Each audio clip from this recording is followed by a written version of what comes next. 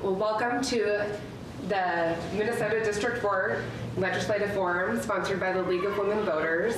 The League of Women Voters is a nonpartisan political organization that encourages informed and active participation in government and works to increase understanding of major public policy issues and influences public policy through education and advocacy. To find out more about the League of Women Voters, please visit lwvrrv.org or find us on Facebook, and you can become a member. And today we would like to welcome Senator Kent Egan, Representative Paul Marquardt, and Representative Ben Leen. Thank you all for being here today. And today we'll allow each senator and the representatives to give an opening statement, kind of updating us on the current issues in the legislature and anything they would like to talk about. This isn't going to be timed. We're 4 or 5 minutes, or wherever you're comfortable with, and then after that we will take questions from the audience. And so if the audience has any questions, I think we have some paper and pens, and we'll be passing those around, and you can find someone to bring those up and we'll get those asked. So with that, we will start. So Senator Egan. Well, thank you, and I appreciate you all attending today.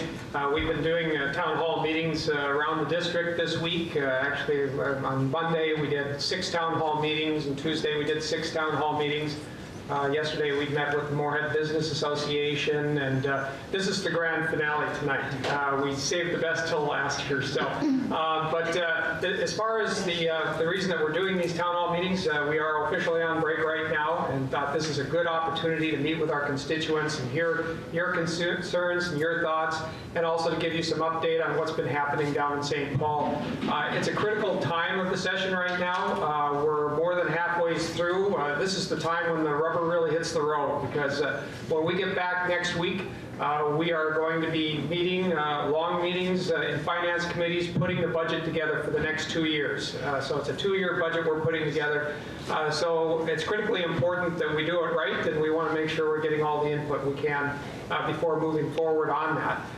Each finance committee has been given targets in both the House and the Senate now. So that means that, for instance, in the Senate, the Health and Human Services gets so much money to work with. The Higher Education Committee gets so much to work with. K-12 education gets so much to work with. And they have to decide how that budget is put together based on the amount of money that's provided through the larger finance committee. And so we need to have those done by the end of this month. There's deadlines that we put in place. We do that to make sure we don't end up with everything getting backed up at the very end. We could be kind of like college students sometimes, and we don't want to be cramming, when we're talking about such important issues. So we try to pace things. So once that's done, the Senate and the House will be passing their respective finance bills. They're going to be different, which means we're going to have to work out the differences. And before we can finish on May 18th, we have to have the differences worked out between the House and the Senate, and also the governor, because of course the governor needs to sign all of these bills. So all 3 entities have to come to an agreement by May 18th. That's the final deadline. And there's a lot of issues that we're dealing with. Obviously, transportation is going to be a major issue this session. There's a bipartisan agreement that there's real needs there, a funding crisis that needs to be met. There's differences, pretty dramatic differences, though, in how to fund those transportation needs. Also, long-term care, there's also bipartisan agreement that there's some real needs there, unmet funding needs that we need to address. Again, I anticipate that there will be some difference in opinion as to how to address that problem, but at least there's some agreement that there's a problem that needs to be addressed. Also, there are many other issues that we're going to be dealing with specifically for our area. I think just leveling the playing field between Moorhead and Fargo is a big issue, and there's many issues we're working on in that regard, dealing with the enterprise zones, making sure that that's going to be funded into the future so that we can attract and keep businesses here. Also, the issue of the railroads, obviously, is critical to not just our economy, but also our safety.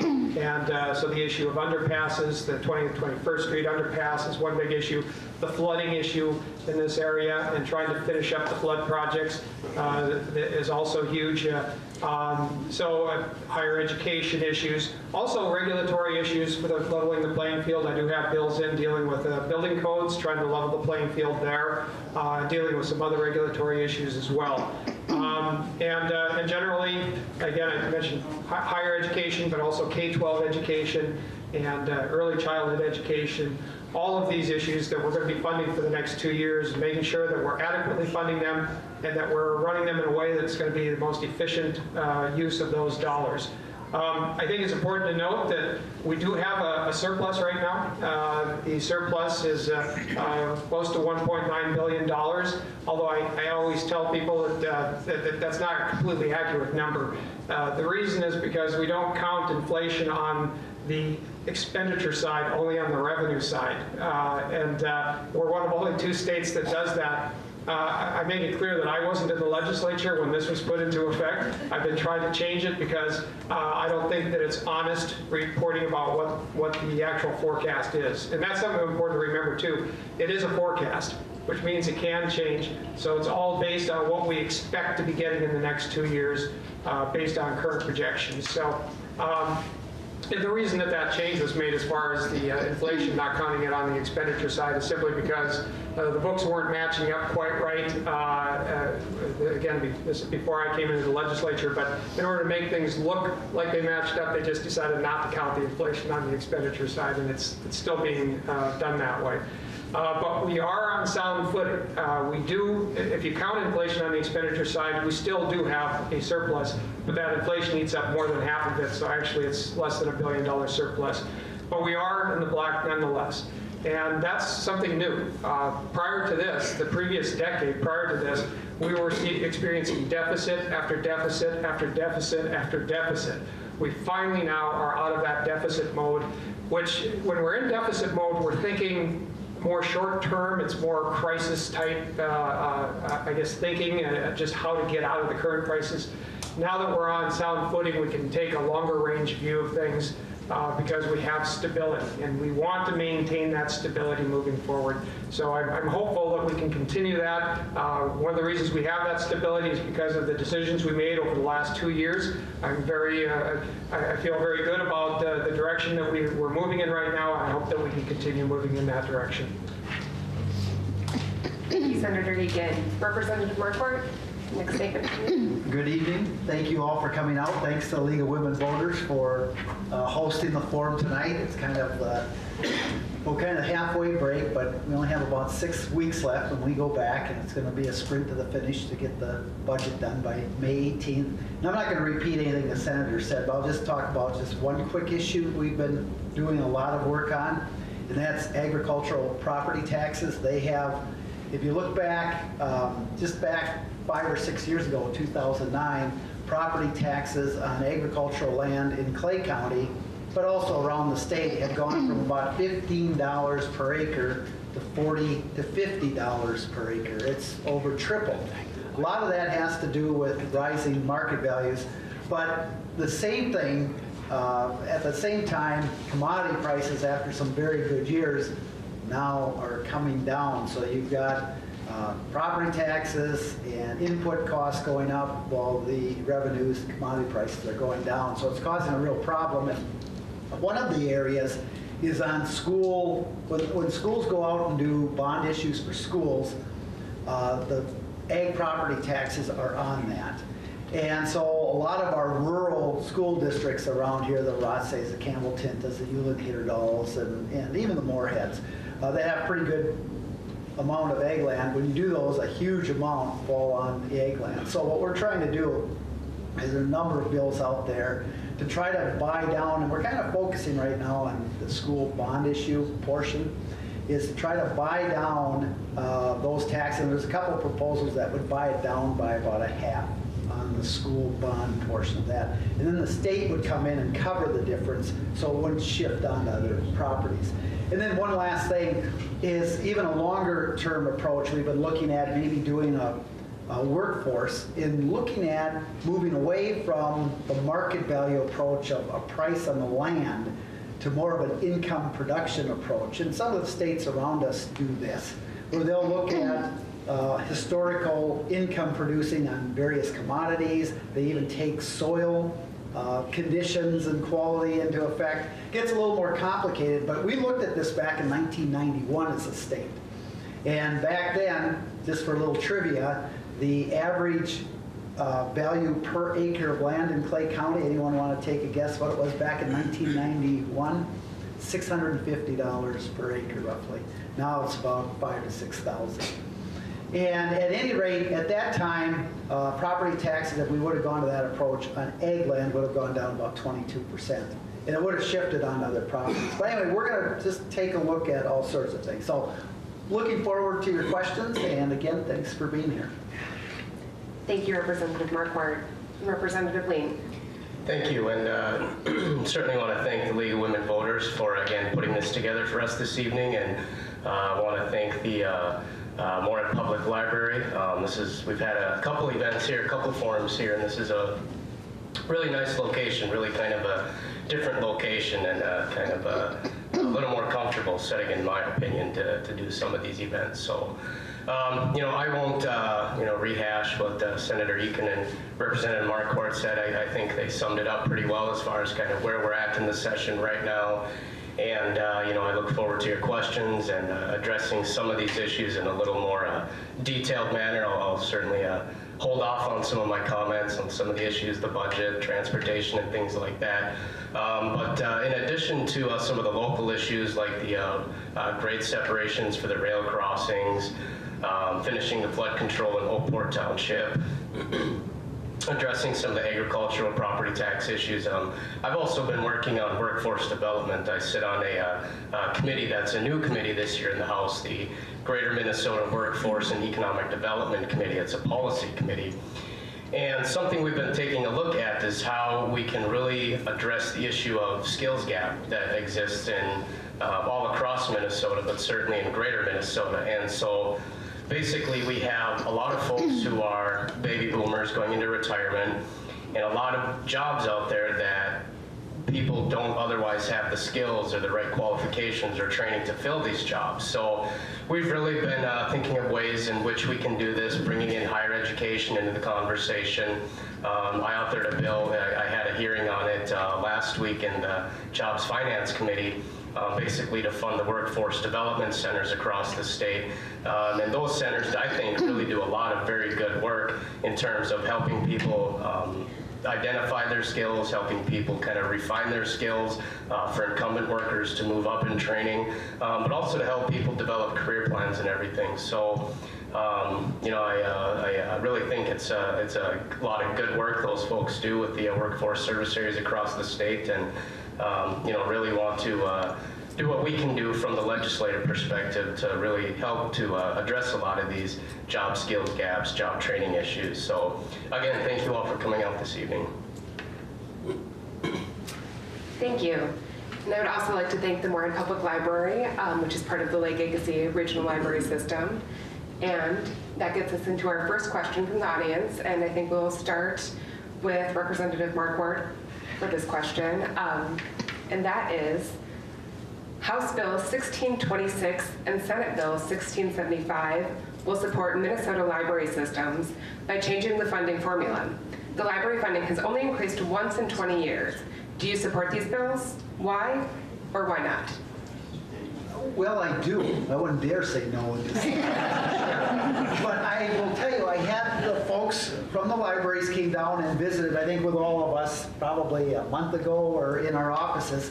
And they were talking about this new formula. Don't ask me to repeat what the new formula is, but they explained it to me, something that somehow really hurt, that the current formula hurts us out here, and this new one would help, and someone can clue me in on exactly what it does, but they explained it to me, and it made a lot of sense. And so I do support that. And, anytime you can kind of make things, well, I remember asking the question, well, what were some of the city people thinking? Because, you can't, and they said everyone was pretty much in the library system on board with the new formula changes. So I thought that was really positive, and I think bodes well then if everyone's on board that it could move forward. But we certainly know the value of libraries, and especially now with internet and computers, and we kind of take for granted that everyone has access to that, but that's simply not the case. And even with schools moving towards, even in my classes, more and more relying on internet skills and being able to have good accessibility, it even makes, you're kind of moving from the books to more of the internet and the electronics and so forth. So I do support that, although I can't remember what the new formula was, but it sounded good at the time. Thank you. Representative Lee. Yes, I also support that. I'm a co-signer on the bill. I'm also on a bill to bring more technology to our libraries. I think that would be a really, really beneficial thing, not just for the sake of the libraries themselves, but for the resource that they are in the community, where a lot of folks otherwise wouldn't have access to some of this technology, and especially Greater Minnesota with some of the issues we're having right now with broadband development. If we can bring libraries into that conversation and again provide people with those resources, I think that's a great thing. I don't know really how you can argue against that. And the way this was explained to me, this new formula, it kind of reminds me a little bit of when we set up a new local government aid formula, where a lot of folks were saying, we want to put more money into this program, but if we're not going to develop a new formula for it, there's really no point. So along with new funding, we need to have a new formula to make it work better for how libraries are set up today. So I can't recall right off the top of my head what the House file number was for the technology part of this. It was two separate bills, but certainly do support them and agreed as to the value that they add for the communities. The last hope. Well, yeah. Well, I certainly support the bills as well, and understand the important role that libraries play in our communities, and especially in the Greater Minnesota communities, as Representative Marquardt has referred to, and Representative Lean as well.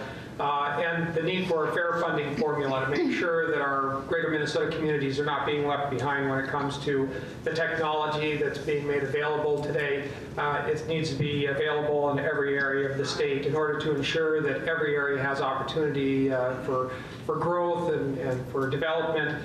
And certainly educations libraries are part of our continuing education system and part of our education system as well, but it's the one place where people can continue to go to get the information they need to be educated and to be full participating citizens in our communities. So definitely support that, and again, there's one of the best places we could invest our money is in education, I've always said, and libraries are a big part of that. Thank you. And the next question, we'll start with Representative Lean, and that is, we're looking for your thoughts and comments on the North Dakota Flood Mitigation Project, diversion, ring dikes, et cetera, and what you think is the best way to achieve a satisfactory outcome for both sides of the river.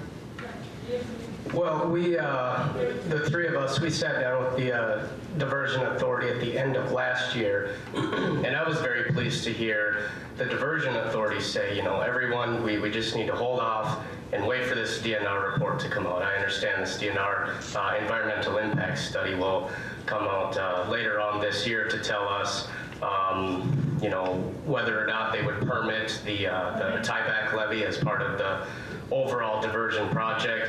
Also, I think it'll give us more information as to how much of the Minnesota benefit we would see from the project, and in turn, how much cost Minnesota would be responsible for on this project. And so I personally was very pleased to hear that. I've kind of been saying the whole time, it is for everyone on both sides of the conversation. Let's slow down here. The DNR still has to do its work, although the federal authorization for the diversion, Congress has approved it. It's still reliant on all local permits being obtained. So really this DNR EIS study has to be completed before we can move forward with the diversion project. And I certainly understand the value of the diversion project. Fargo-Moorhead does need permanent, reliable flood protection, not just for the floods that we see year after year, but also for flood insurance to bring some of the costs of flood insurance down for homeowners. So, I do support the diversion project. I've never said I don't support it. We just need to get it right. We need to be sure that folks on both sides of the river are on board, on the same page, and in agreement with how we're going to move forward with this project. But for time being right now, we still have about $5.5 million of work to finish in Oakport Township, and so that's where my focus is at right now in terms of flood mitigation for the area. In Moorhead. In Moorhead. Thank you. Senator Egan. So, yeah, and Representative Lean is absolutely right about the need to get both sides of the river on board with this, and the fact that we need to wait until the DNR is done with its EIS study. The fact is that it is critically important that we get permanent flood reduction and flood protection for Moorhead and Fargo. We want to make sure that we get it right and do it the right way, and the political support is so critically important to getting it done. So we can't ignore the political aspect of it, and that we need to have the political support from both jurisdictions in Washington as well as at the state level. And that's going to require that again, we get it right and make sure that it's being done in a way that's balanced, that doesn't favor or I guess disadvantage one side over the other. We want to make sure that both sides of the river are being adequately protected and nobody's being put at a disadvantage here. And a lot of that has to do right now is a lot of controversy over where the tieback levee is going to be, where the dam would be built. And I think that's one of the things that the DNR is addressing to find out, get the information necessary as to where the best location would be for that. That's why I think it is important that everyone kind of hold back until that information is in.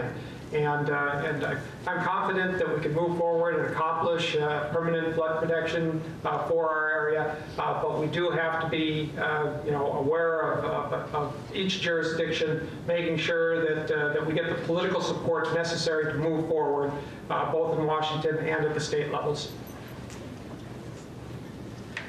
Well, as Representative Lean and Senator Egan have said, I mean, the first order of business is to finish off the Red River Valley, what we have in Minnesota, Moorhead, Oakport Township. We've had some projects in Ada and Halstead yet that need to be finished, so we need to do that first. But as far as the diversion, this is a project that the magnitude of which we've never seen before in this area. And when you've got two states and all sorts of different entities, jurisdictional boundaries going across, so forth, it is vitally important, especially important, that you follow the process, you follow the law, and you listen to everyone in a genuine fashion that's impacted. And my belief is, and I think Senator Egan hit this right on the head, it's going to come down to, the Diversion Authority talks a lot about the funding, they talk a lot about what they can do legally and all these things. That isn't going to be the deciding factor. It's going to be the politics of it. And if you don't have the political leaders, the governors, the U.S. senators, the congressmen, local legislators on board on both sides, the project is doomed to failure. And when the state of Minnesota says, before you do this high hazard dam, we have to complete the EIS. And by our state law in Minnesota, nothing else can move forward. Now, Attorney General Stenjum just came out and said we don't have to listen to Minnesota. Well, I don't know. That's probably what they mean. But if you're realizing that it's going to take all the goodwill on both sides, wouldn't you just accept that and say, let's hold off, let's do the other stuff we can do in Fargo and so forth? But instead, they moved forward knowing, with at least 2 contacts and letters and correspondence, not to move forward. They did so anyway. And to me, that's an arrogance, and also not thoroughly understanding what really is going to be the success of this project. And it's going to have both political entities saying, yes, we agree, moving forward. So I think when they move forward like that, they put the entire project in peril. And I agree with my counterparts up here that we need permanent flood protection. I've always supported that as the former mayor in Dilworth, and it's all related here in the Fargo-Moorhead area. But boy, let's do things right, and let's treat people as good neighbors. Thank you. The next question, we'll start with Senator Egan. And we have a couple of questions regarding this. I'll just kind of combine it to make it a broader question concerning the deregulation of landlines. What are your thoughts on this, and how will you vote if there were a bill to deregulate the landlines? Well, and as far as the telecommunication bills that are coming forward, I know that there's concerns about the unlevel playing field between, the landline telephone, traditional telephone companies, and those, newer technologies that are being used and through the internet and non-landline telecommunications, which does not have the same level of regulations. And so I think there's an issue there that does need to be addressed as far as the level playing field is concerned. We do have some small telephone companies, located here in the rural communities that find it very difficult to compete. I think we need to address those, but we do also need to make sure that we have carriers of last resort, that we make sure that that everybody gets the services that they need and that no one's left behind. I know there's concerns, and I share those concerns, that whatever type of regulatory reform we implement must make sure the protections are in place to ensure that some of those living in the more remote areas of the state do still receive the services that they need. I mean, they're critically important for emergency situations, as well as just important for people to be connected and to have the same opportunities that they do in the more populated metro areas of the state. So I believe strongly that we need to protect those landline services where they exist, to protect for those that want them. I think that we need to make sure that everybody has those services. But I do believe that something needs to be done to maybe level the playing field to make sure that our smaller landline traditional telephone companies do have the ability to compete effectively with some of the new technologies that are being implemented today. Thank you. Representative Markwart. Well, I was listening very intently to what the senator was saying because I'm not familiar with this at all, quite frankly. And like most issues that I don't know much about or hasn't been before my committee I'm on, I will listen very carefully, but the bottom line is, as I look at every bill, is how does this impact rural Minnesota? How does it impact our senior citizens and businesses and competitive rates and all sorts of things? So that's all I will say on that. It's one that I'll have to listen very carefully to. Thank you. Representative Lee. I wouldn't support this bill. I know it came up last year in the session and didn't go anywhere then. I don't know, if it'll have legs or kind of where it's at in the legislative process right now, but I wouldn't support it. And for many of the reasons Senator Egan pointed out, I don't think it's appropriate or fair, quite frankly, to be having landline phone services not subject to the PUC's regulations in terms of price setting and things. And especially as we look at greater Minnesota, where a lot more folks rely on landline services as opposed to metro areas.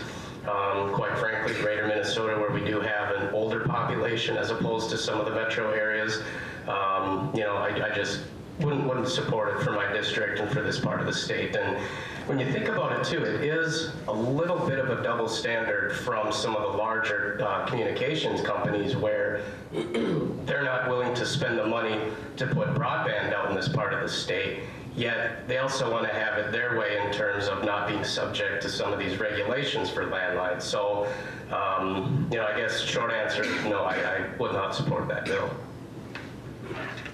Thank you. Representative Markwart, we will start with you for the next question. Give me an easy one. Okay, this one will be pretty easy. Maybe. There's been cuts to health care for seniors and the disabled. We're looking for your thoughts and comments and any chance it will be reversed. Well, as Senator Egan had mentioned before about, if you remember Jesse Ventura, the last time we had the give it all back crowd and we gave it all back and Jesse checks and everything else, left us almost no margin for error. So we went into a decade of budget deficits and budget cuts.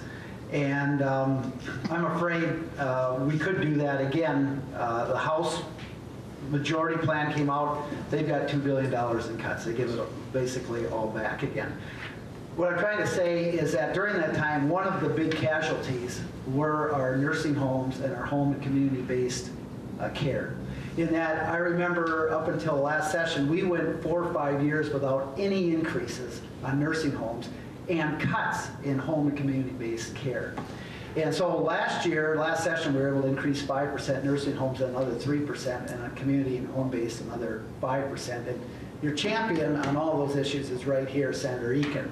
But we're hoping now this year with a $2 billion surplus that I know there's a proposal out there, and I think Senator Eakin is authoring those, that would not only restructure the nursing home reimbursement rates to make it, pull us up closer to the metro, but also an increase of 5%. And I think that's around $200 million just to do the restructuring. And then you also, I think there's a 5% increase for home and community-based care. We absolutely need to do that. Thank you. Representative Lane.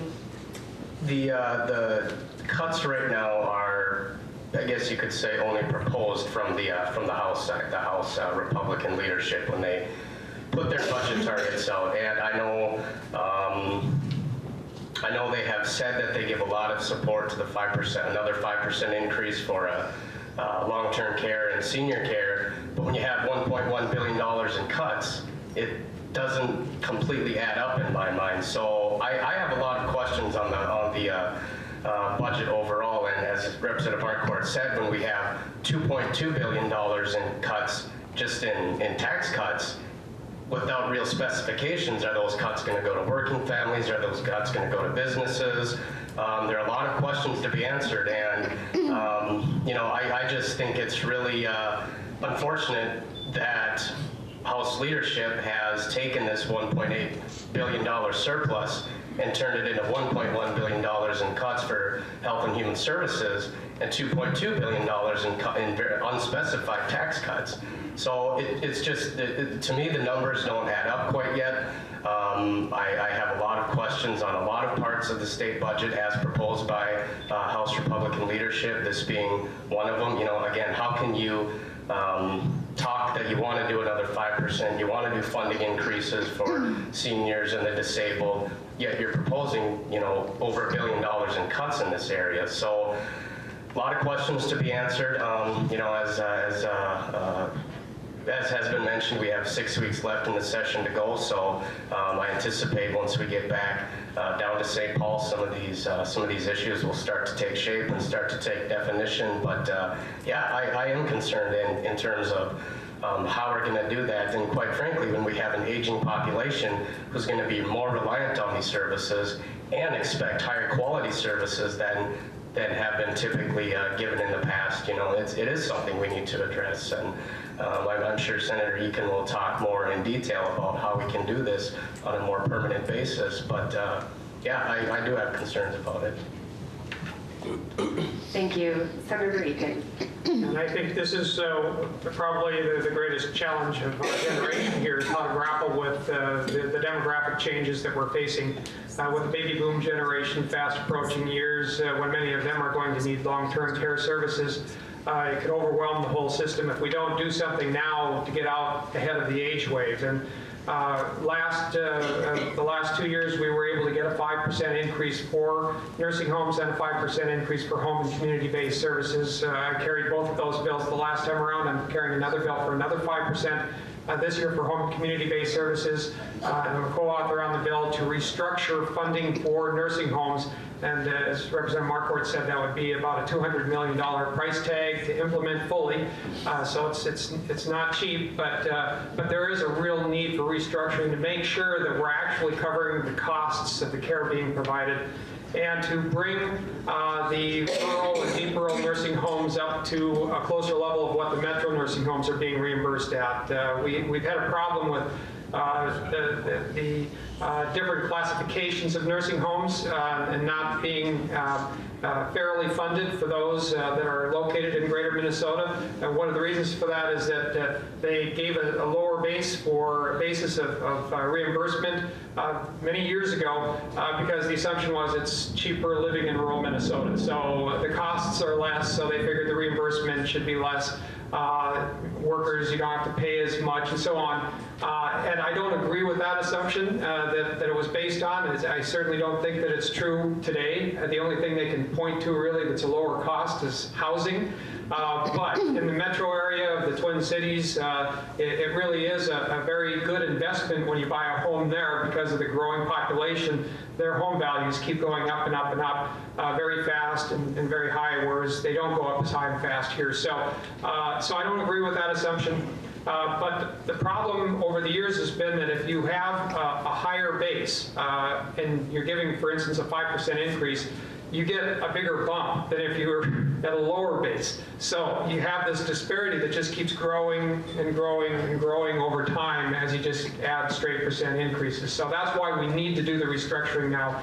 And the last thing I want to talk about on this is I do think that we need to have a more long-term solution to this problem of long-term care. What we've been seeing, even the restructuring bill, is really more of a Band-Aid to stop the hemorrhaging, and we're losing staff in many of these long-term care programs, and that's becoming a critical problem as well, having the staff necessary to adequately provide the care our seniors and those with disabilities need. And so I'm proposing a constitutional amendment. I think it rises to this level, a constitutional amendment that would dedicate funding for long-term care of all kinds, whether you're talking about in-home services or you're talking about group home services or assisted living or nursing homes or some other kind of program that we haven't even envisioned yet. I think that we need to have constitutionally protected funding for such care. One of the reasons I think it rises to that level is the fact that we do have constitutionally dedicated funding for roads and bridges. We do have constitutionally dedicated funding for parks and trails.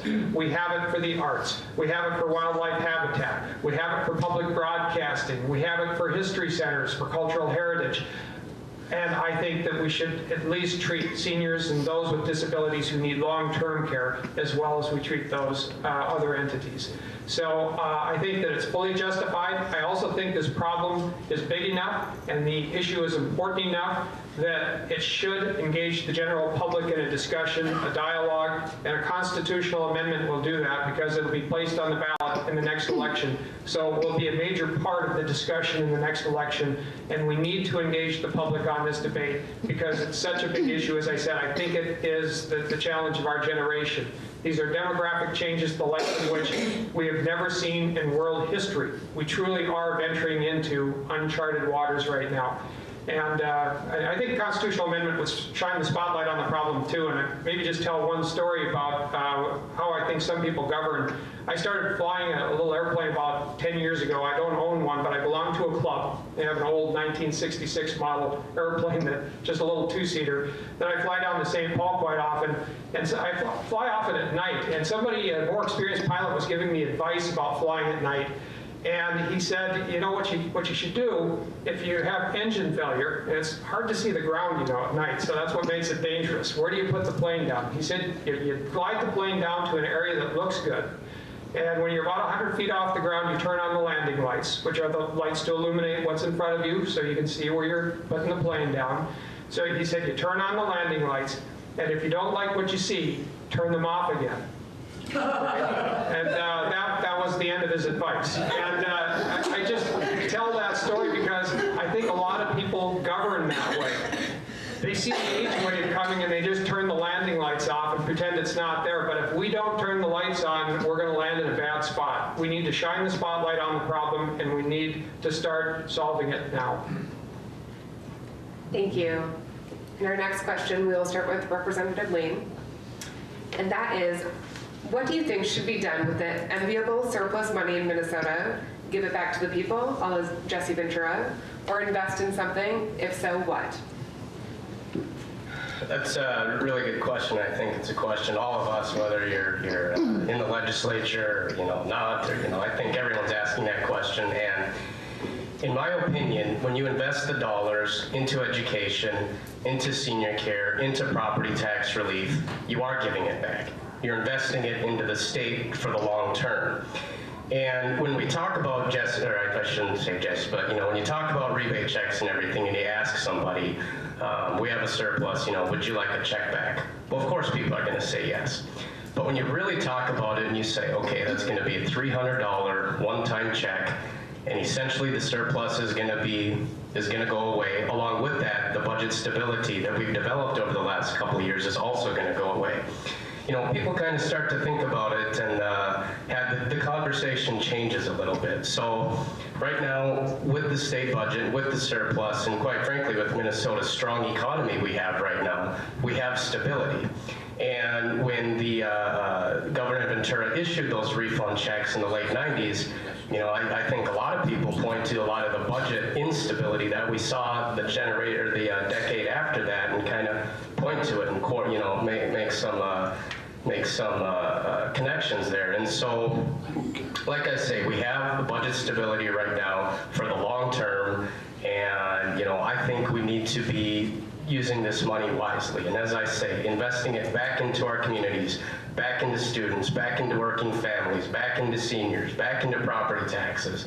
That is giving it back, and it's doing it in a way that's targeted, it's doing it in a way that's smart, and it's doing it in a way that's planning for the future. Thank you. Senator Egan.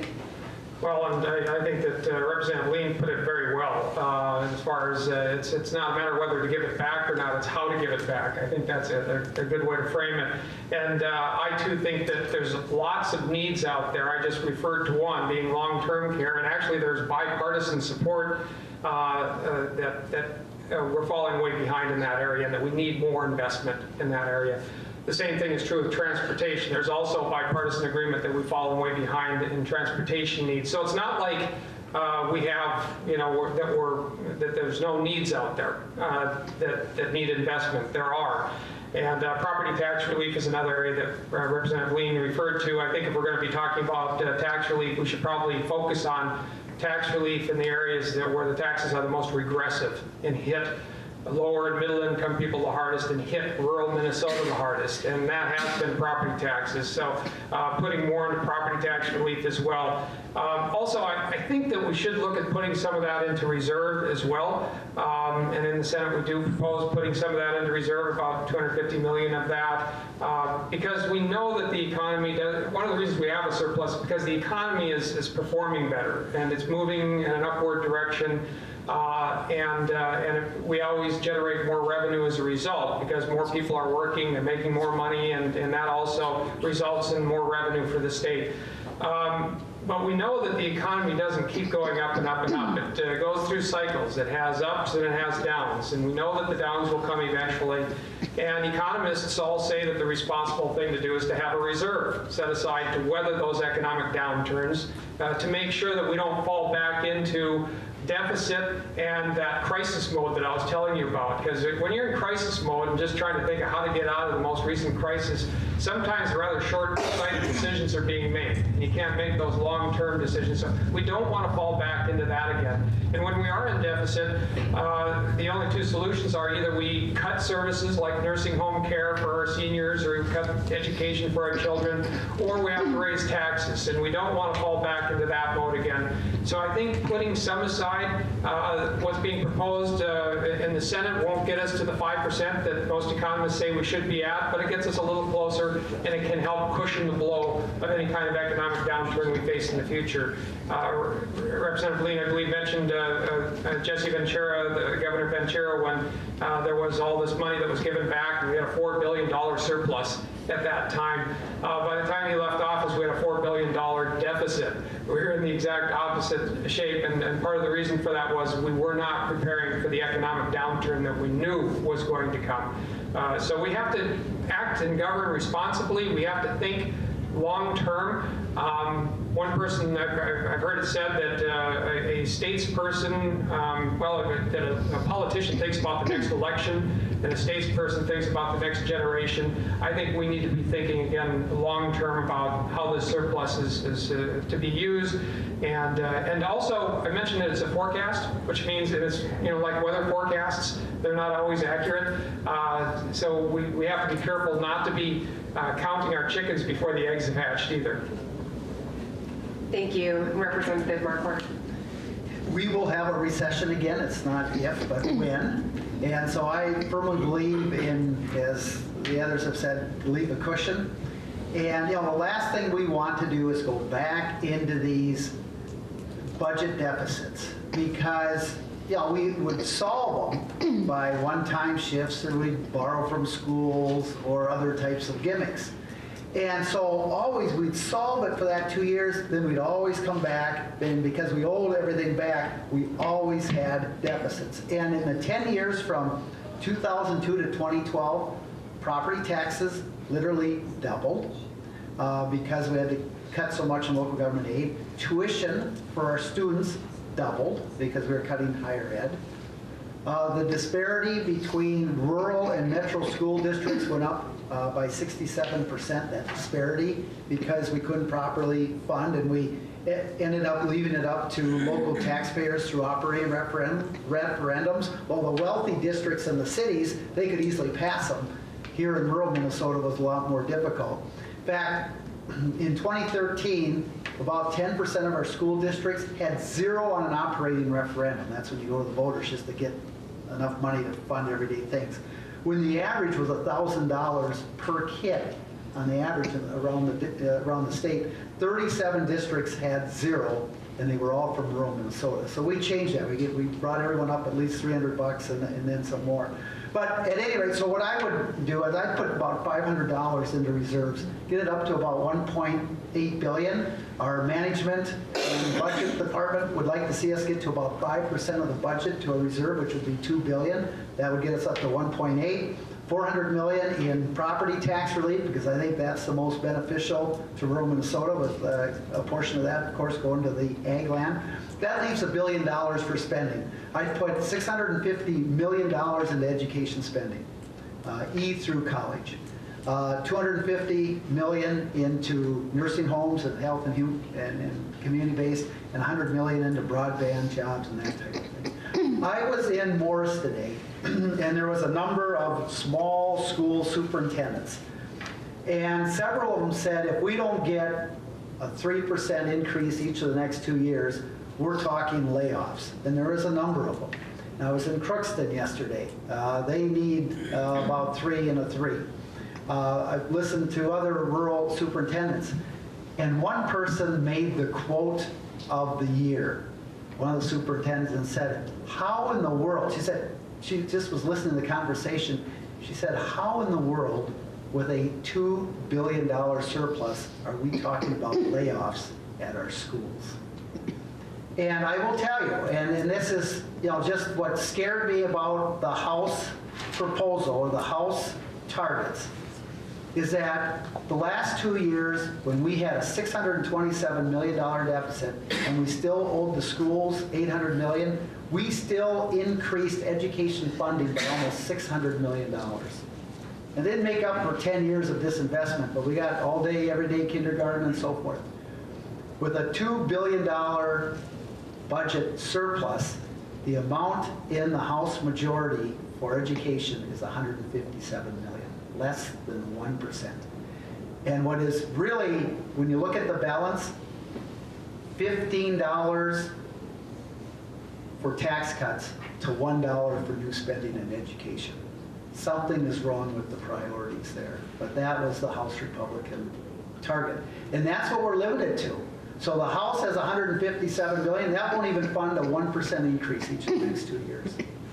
And the Senate's at $350 million for K-12 education, and the governor's at about $660, but about $350 million of it's in universal pre-K.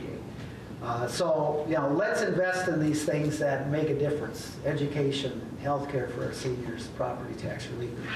Put some into reserve. Thank you. And the next question, we'll start with Senator Egan. And that is going to be, what is your position on the tuition freezes? Okay, well, we did do a tuition freeze the last 2 years for Minskew and the University of Minnesota, and I do believe that that was warranted because, and I did support that, because the tuition has been going so high and going up so fast that it's making it very difficult for students of average means or students who come from middle-income families to be able to afford college. Those that do go to college emerge with huge debts that they have to pay off, and it does, I think, discourage a lot of good young people from going to college if the tuition is so high. So we need to address that problem. We had gone from a situation where the state was picking up 1/3 of the cost, or excuse me, the state was picking up 2/3 the cost of the college education, and the students and their families are picking up 1/3. To just a little over a decade later, it completely flipping. And the students picking up 2/3 and the state only picking up 1/3. That's the reason that tuition was going up through the roof, is because we saw cuts from the state. And the local entities, the colleges and the universities, they have to make up for it somehow. And they're making up for it to a certain degree by raising those tuition levels. So we need to provide adequate funding for our colleges and universities. I would certainly like to see a tuition freeze again, but I do believe that the state needs to fund it. You can't just put a freeze on tuition and then have the colleges and the universities have to figure out how to deal with less, because they've already been cut a great deal. And we've seen what happens when we have these cuts. And if you do a freeze without providing the funding, what you're going to see is more classes being cut, more programs being cut, and it especially hits the rural areas, because you oftentimes see its programs in the rural areas that tend to get hit the hardest. There's even a threat if the cuts are severe enough to where there could be campuses lost in rural Minnesota, which means, of course, that college education becomes less accessible as well as less affordable. So we do need to provide more funding in higher education. And I also believe that we need to put more into the grant program as well, which is aid directly to the students, regardless of what institution that they attend. I think that both institutional support and support for the grant programs are important, because college education generally is so important to our state. It is such an economic engine. It's one of the reasons that we have among the highest qualities of living in the nation. And we want to make sure we maintain that same quality of life. Well, the fuel for our vitality of our future economy is going to be the students coming out of our higher education system. And it's 2-year college, 4-year college. You have a lot of job openings around here where they can't find the people to do the jobs. I know Kent and I had visited BTD in Detroit Lakes. They're looking for like 30 or 40 welders that they can't find. So we really need to make sure, and also the high schools now are doing a better job of matching up with Minskew and the university system to find out what are the work needs out there. And starting already in 8th and 9th grade, looking at knowing so that kids know what's available out there. So we're actually matching the economic needs into the future. But I strongly support the tuition freeze. Affordability and access to higher education is important. Unfortunately, right now for the state of Minnesota, this is not a good rank, but we're number 5 in the nation in the amount of student debt when they're done, at an average of $31,000 per student. That's 5th. And so, as Senator Ekin had mentioned, there had been a lot of cuts in higher ed. That seemed to be an easy place to go for cuts. And literally, the amount that was paid in tuition in those 10 years went from $1 billion to $2 billion over about those 2 years of what students are paying into the system. So, yes, I strongly support that. Thank you. And Representative Lee. Yes, I do support that. As we look back over the last 2 years, when we implemented the tuition freeze during the last session, students at 4-year schools were saving, in those 2 years, over $4,000, and students at our 2-year schools saved $2,089 as compared to if that freeze had not been in place. Now, something we have to think about along with the tuition freeze, which as Senator Eakin said, we do have to pay for it. We can't just mandate that tuition's frozen and then not come up with the funding for it. And something that I really give a lot of credit to Representative Pawlowski. He was the chair of the Higher Ed Committee last session for really forcing MnSCU and the University of Minnesota to really open up their books and make sure, okay, if you're going to get these dollars for a tuition freeze, what are you going to do with them? Is that money going to go into the classroom? Is this money going to reach the students? And that's a part of the conversation that, you know, I think is the other side of this conversation that we really need to continue.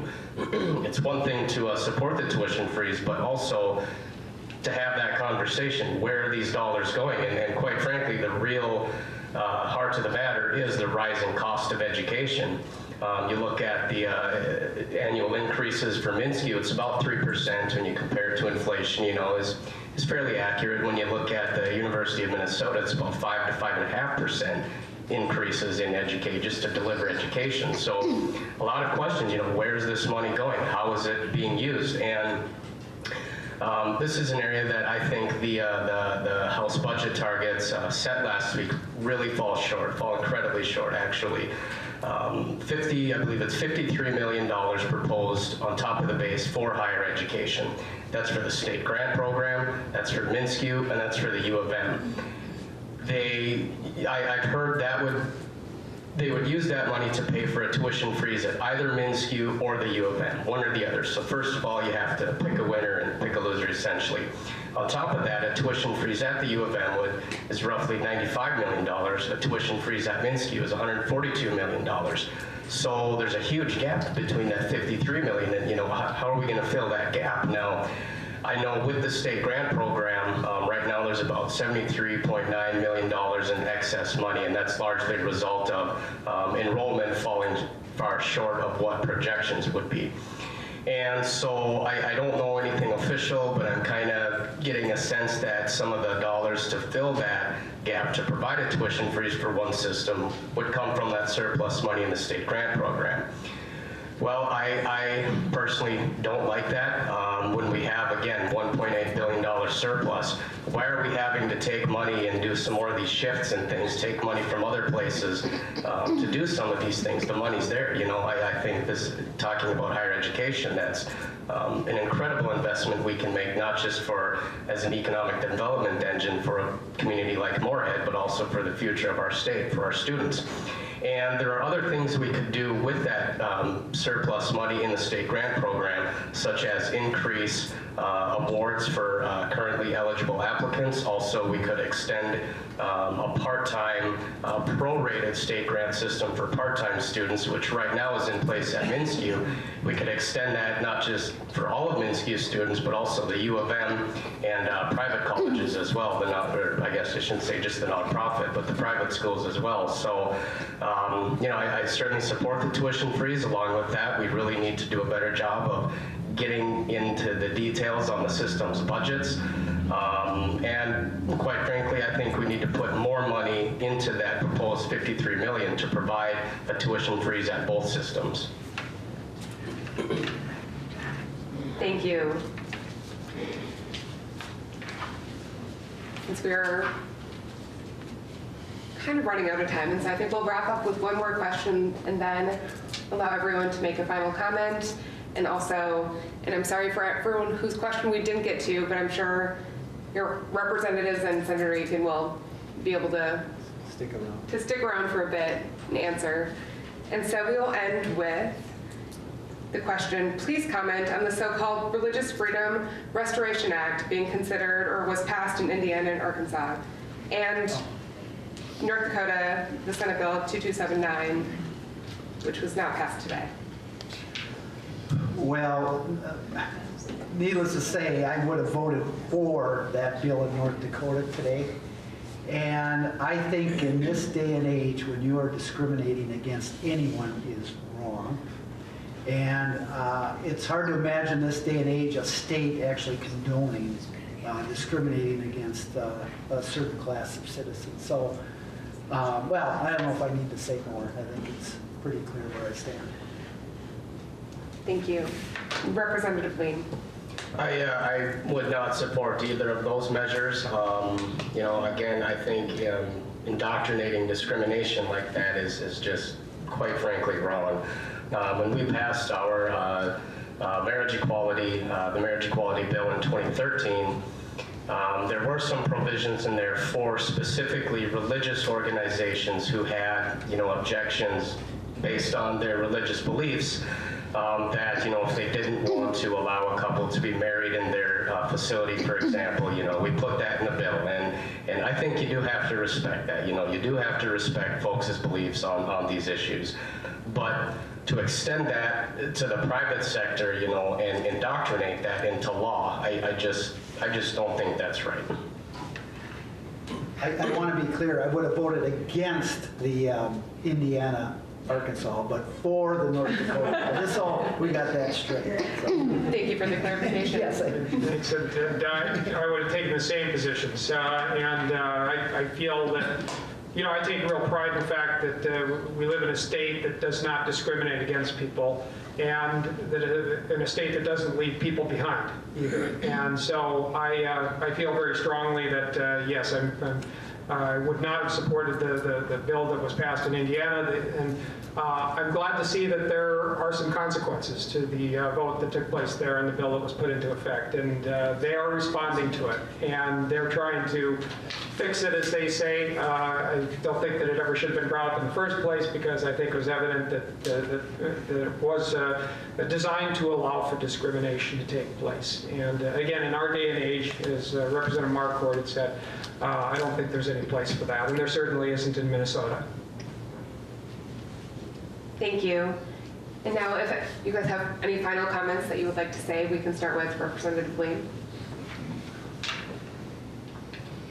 Well, again, I want to thank the League of Women Voters for putting this together. These are always great events, whether it's during the campaign or during the legislative session. It's always a really good opportunity to hear from folks directly, answer questions directly, and to hear from you all. So I appreciate that, and of course, want to thank the library for opening the space for us tonight, and of course, thank all of you for taking time out of your schedules and coming out to ask us questions and hear what we have to say about these things. I think it'll be very interesting now. We finally have some definition, at least on the House side, some definition as to an agenda and a direction that the majority party wants to go to. I feel like for the first part of the session, there just wasn't that clarity. There wasn't that agenda. What are we going to do this session? What are going to be the priorities this session? So, it'll be interesting here. I think the session is going to come down to transportation, a final transportation agreement. Of course, we do have to address the state budget too, but I think transportation is going to be the issue at the end of the day that both chambers and the governor need to come together on in order to find a solution and wrap up the session. So again, thank all of you for coming out. Well, and I too would like to thank the League of Women Voters and thank all of you who came out. I think that it's important for people to be engaged in the process. I've sometimes said that our biggest deficit isn't so much financial, and that was when we were facing deficits. Fortunately, we don't have one now. But our biggest deficit problem is a deficit in civic participation and being engaged in the political process. It may not be pretty sometimes, but it is important, and it does affect people's lives a great deal. And we've certainly experienced that in our lives. One of the reasons that we got involved in politics was because we understood how important it was to the lives of our family members and to our communities. And so I thank you for your participation. And I think that it's important that, in Minnesota, we have, taken pride in having a very well-run government that includes a partnership with our local units.